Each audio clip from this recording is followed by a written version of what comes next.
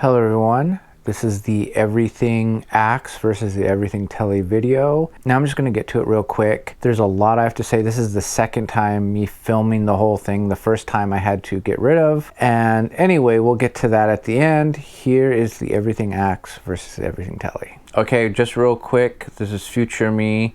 Before we get into the clips, the bridge clean on both of them are a little distorted. You couldn't hear it in the room. And it's not the mic. I'll get into it when we get back, but yeah, here you go.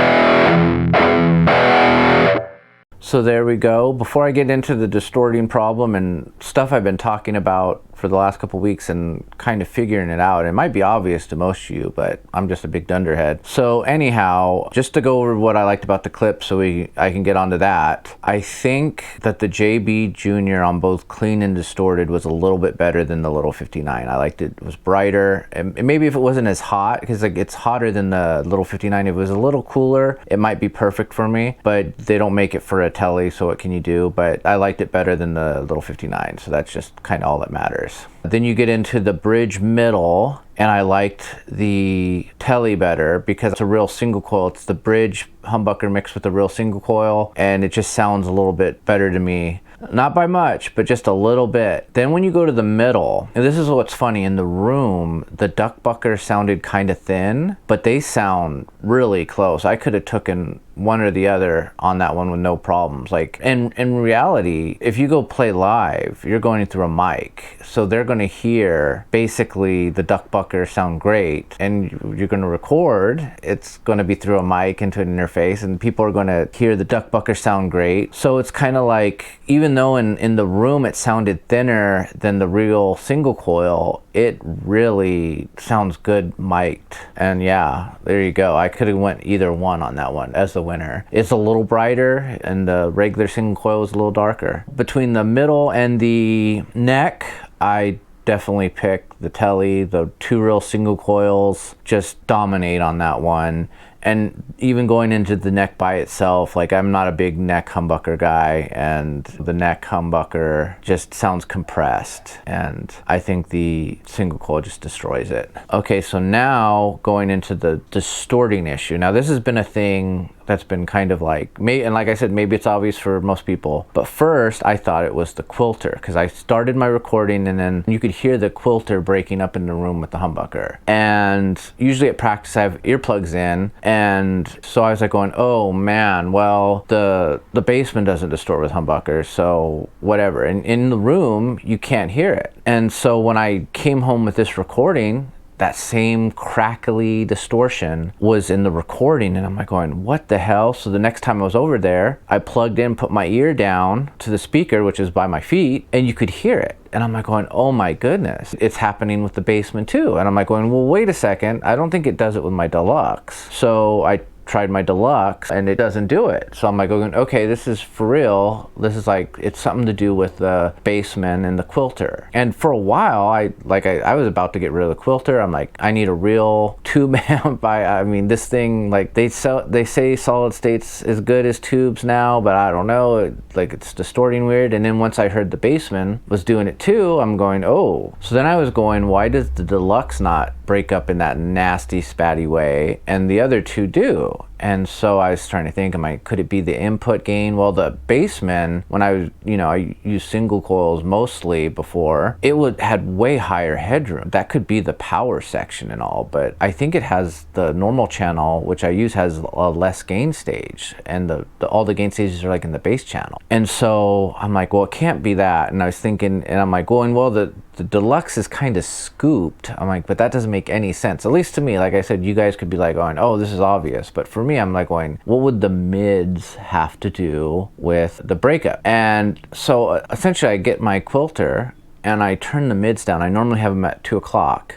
I turned it to 11 and it disappeared. And I was like, what the heck? And I turned the gain up, because before I was having the gain as low as possible because I thought I was distorting the input. I turned the gain up to 11 and it's not doing that noise. And I'm just going like, it was the mids the whole time. And so I went from at one point going, solid state sucks, it's all a bunch of baloney, I bought into it and now I regret it and I got to get a real tube box, to, oh, okay. And for a little while there, because I first brought the quilter home and I play it with my single coil guitars and it doesn't distort like that. And I was like going, it must be humbuckers. It must be like, this is why I don't use humbuckers. And for the most part, I didn't. Like, I put them in once in a while and then I didn't like it and I take them out and put single coils, and I was about to change. I was about to kill off the everything Tele to put in single coil so I could not have messed up sounding distortion. But luckily the Quilter, they decided to add a mid knob to a Vox, which a Vox normally doesn't have one, and I cut the mids just ever so slightly and it's perfect. I'm going to try tonight at band volume, at practice volume, and if it still sounds good, I'm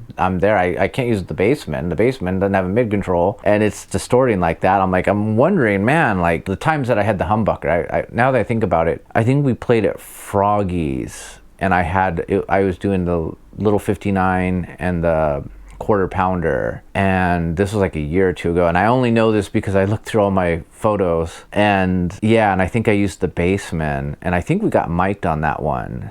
Like we played there like 2 times or so. Yeah, so people there heard my crackly guitar, unfortunately. But yeah, I was about to give up on the everything Tele dream, and luckily I discovered this. So I will let you guys know how it goes at practice with the Quilter and the mids down. Tell me if this was just something obvious that I should have like figured out, like that, yeah, the mids being too high on an amp and going through it with a humbucker causes it to have this really nasty, not natural sounding distortion. You know, you heard it, and that wasn't the mic, because if you put your head down, it could have been the speakers, you never know. But I don't know what it was, but turning the mids down on the Quilter fixed it. So it could have been the speakers just breaking up some weird way. I don't know. It's not an obvious thing to me, but at least it's fixed. And yeah, I like my Voxy Quilter. And if a Vox in the future could get away with it, like, you know, that'd be a nice combo. You have your AC30 and you got your backup Quilter, and now I'm just rambling about buying gear that I don't really need, and that's